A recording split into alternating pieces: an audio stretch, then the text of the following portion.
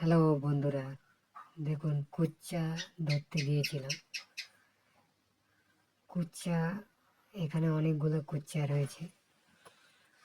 আমি বসি দিয়ে ধরার চেষ্টা করছি, মনে হয় উঠাতে পারবো। এটি একটি ছড়ার মতো, যেমন ধরুন মানুষের খাল বলে না, খালের মতো।